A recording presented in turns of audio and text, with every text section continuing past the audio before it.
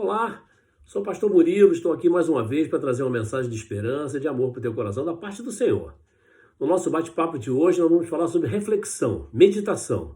E hoje eu começo propondo uma reflexão sobre algo que tem acontecido na minha própria vida, mas que provavelmente deve acontecer na vida da maior parte das pessoas, sejam elas crentes ou não.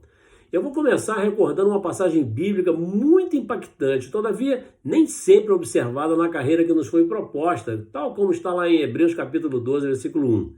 Nesse passo, lembro que um dos preceitos mais importantes que deveria nortear a caminhada que nos foi proposta consiste no mandamento que encontramos no Evangelho de Mateus, capítulo 5, versículo 37, cujo enunciado diz o seguinte: seja, porém, o vosso falar sim, sim, e não, não, porque o que passa disso é de procedência maligna. Muitas pessoas dizem sim com a boca, mas na verdade não estão dizendo sim com suas próprias ações, ou seja, nem sempre a declaração corresponde à ação empreendida. Podemos ilustrar esse raciocínio com um exemplo recorrente experimentado por todas as igrejas. Quantas vezes somos demandados insistentemente para abrirmos um trabalho, além dos cultos que estamos desenvolvendo nas nossas igrejas, discipulados, evangelismo, escola dominical, já implantados. Normalmente essas questões são colocadas por algum membro da igreja ou por um grupo de membros que ponderam a necessidade de mudança de dia ou de horário desses eventos, ponderando também pelo crescimento da igreja e pela adequação à disponibilidade de tempo do corpo de Cristo como um todo. Geralmente esses irmãos são obstinados e perseveram até que sejam atendidos. Então, movido pelo interesse da coletividade, sempre resolvemos atender. E, por exemplo, acrescentamos mais um dia de culto, de adoração, ou mais um discipulado nas condições pedidas por eles. Preparamos a logística, os conteúdos do novo projeto e tudo pronto, damos início. Mas adivinhe quem não aparece? Justamente a pessoa ou parte do grupo de pessoas que pleitearam a mudança. E esse exemplo, de forma nenhuma, induz a pensarmos que este alguém ou grupo não agira com sinceridade. De fato, desejavam sinceramente levar avante seu projeto, mas o que fazem, ou seja, suas ações, não combinam com o que com a boca dizem. Então, qual é a verdade dessas pessoas ou desse grupo? O que dizem com a boca ou o que demonstram com as ações? Veja bem, não estou afirmando que mentiram. Acredito que acreditavam sinceramente no que propuseram. O problema é que suas ações não se conformam com seus lábios. A manifestação da vontade demonstrava uma coisa, mas as ações outra coisa, diferente. Falo de mim. Quantas vezes me propus aprender a tocar um instrumento musical para adorar a Deus? Para cumprir a minha decisão, comprei um instrumento, me matriculei num curso, paguei as mensalidades, iniciei meus estudos, mas não cheguei ao fim. Eu não estava mentindo para mim mesmo. Eu realmente criei no que havia decidido fazer e a prova é que investi meu dinheiro em testemunho de que o meu desejo era de fato verdadeiro. Então, qual é a minha verdade? Aquela que me motivou a tomar as primeiras decisões ou aquela do resultado? Fala por mim, porque quando exemplificamos usando outros personagens, parece que somos perfeitos, mas nós não somos perfeitos. De fato, não somos. Então, passei a refletir apoiado naquele mesmo versículo bíblico de Mateus 5,37. Seja, porém, eu posso falar sim, sim, não, não, porque o que passa disso é procedência maligna. Significa dizer que seja o seu sim com a boca e o seu sim com a sua ação. Seja o seu não com a boca e o seu não de fato. Qual é a verdade sobre mim? Eu sou aquilo que eu falo ou aquilo que eu faço? Qual o papel da obediência no Evangelho?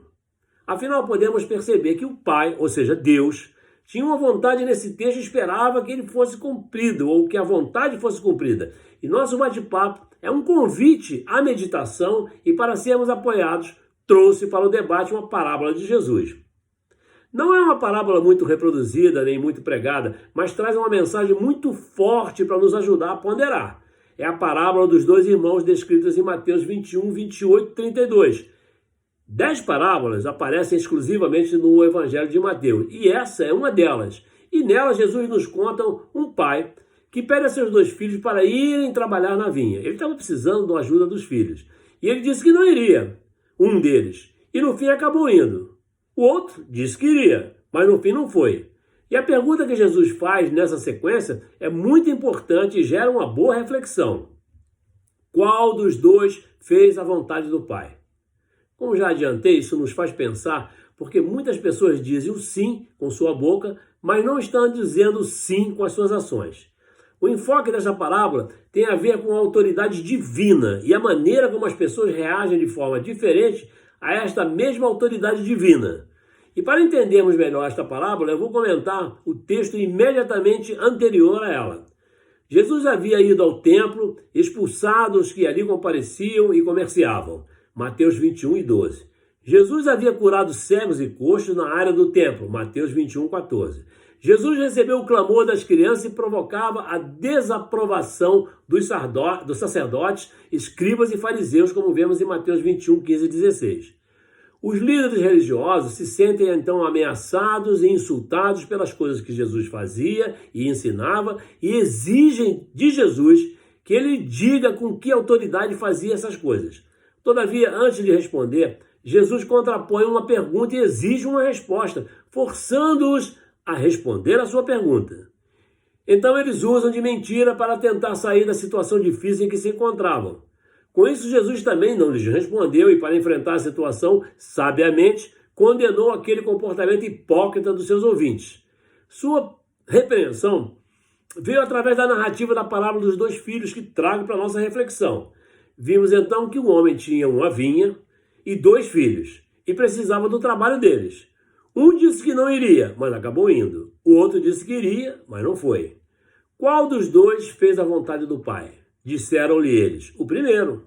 Disse-lhe Jesus: em verdade vos digo que os publicanos e as meretrizes entrarão adiante de vós no reino de Deus, como vemos em Mateus 21 e 31.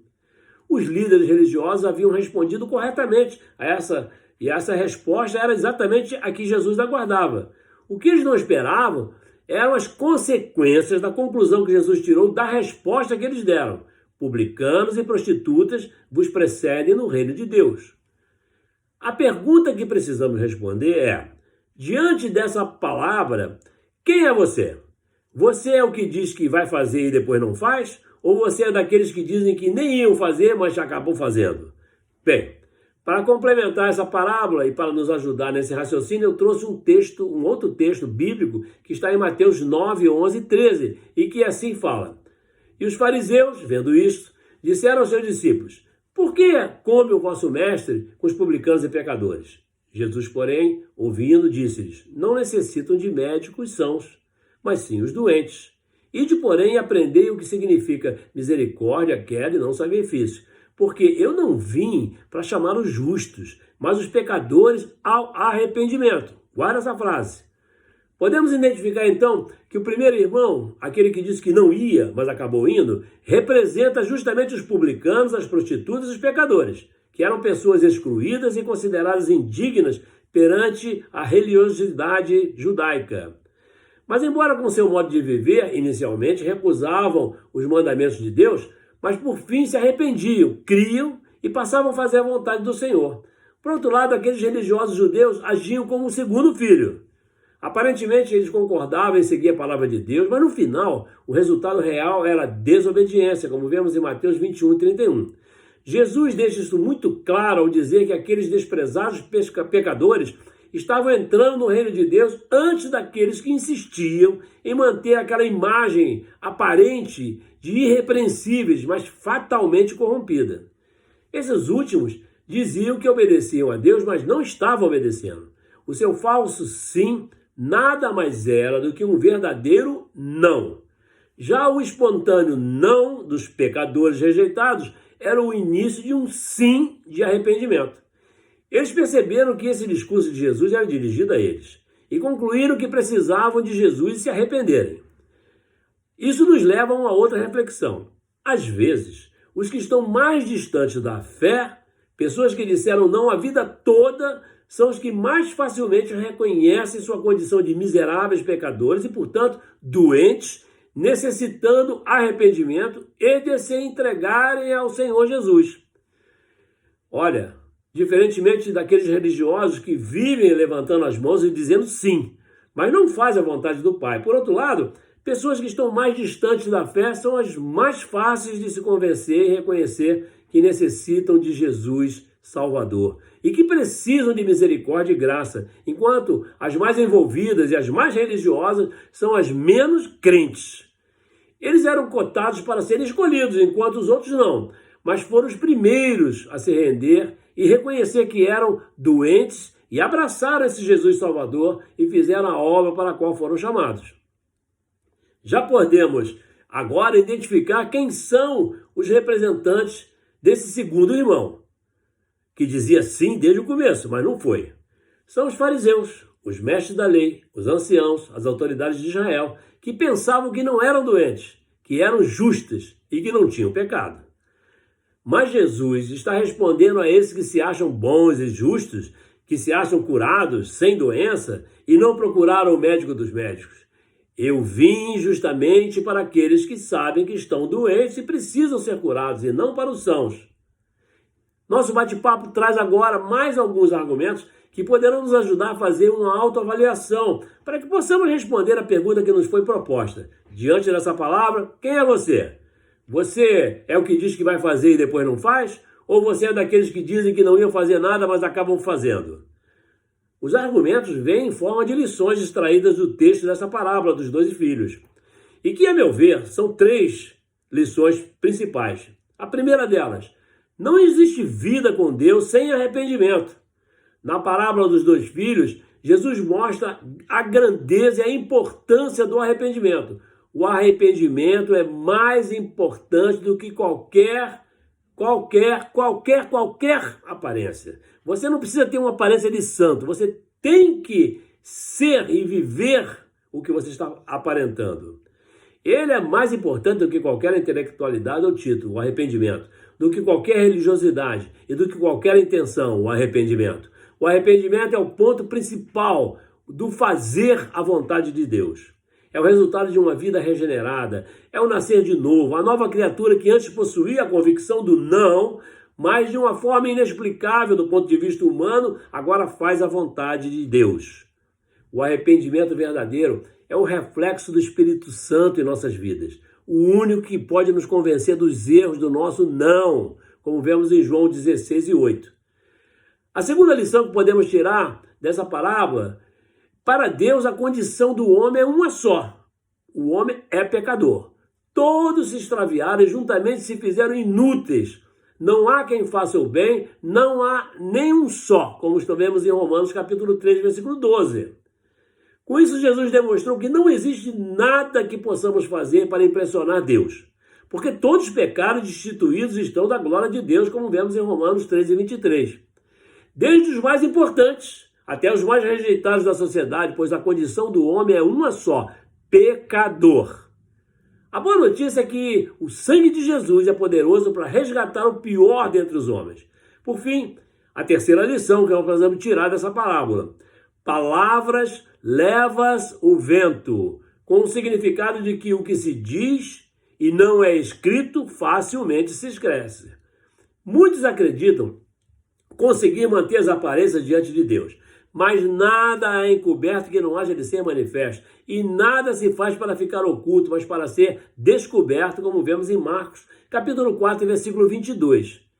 Deus conhece o nosso coração e julga nossas intenções. Podemos enganar as pessoas com palavras bonitas, com louvores incríveis ou com orações eloquentes, mas Deus conhece o profundo da nossa alma e se esse comportamento é verdadeiro ou não. Temos que ser autênticos. E ser autêntico é ser verdadeiro, genuíno, real, sem falsidade e que não tenta ser uma cópia de outra pessoa. É aquele que se apresenta como realmente ele é, sem fingir ser algo que não é apenas para agradar os outros. Precisamos honrar a nossa palavra, precisamos examinar as nossas atitudes, se elas refletem o que ensinamos e pregamos. Destaco que Jesus mostra claramente que só existem 2 filhos, 2 caminhos, 2 portas, e por aí afora vai. Ou somos como o primeiro, ou inevitavelmente seremos como o segundo. A parábola dos 2 filhos deixa muito clara essa advertência. Creio que agora fica mais fácil fazer uma reflexão e reconhecer qual dos 2 personagens representa a nossa caminhada atual. Lembrando que, falando de mim mesmo, posso dizer que tenho consciência de que eu sou pecador e preciso muitíssimo desse Jesus que veio para sarar todos os enfermos como eu. Jesus disse, e eu acredito, que nem todo que lhe diz, Senhor, Senhor, entrará no reino dos céus. E que o próprio Senhor declarou que não veio fazer a sua própria vontade, mas fazer a vontade do Pai, como você poderá conferir na sua Bíblia em Mateus 7:21, João 4:34 e João 15:14. Naquele dia, olhe bem, naquele dia isso tudo nos será cobrado. Mas a título de estímulo, eu digo que uma das coisas mais preciosas que eu possuo é a minha palavra. Portanto, vigiai e orai. Pronto, nosso bate-papo fica por aqui. Deus te abençoe. Graça e paz. Amém.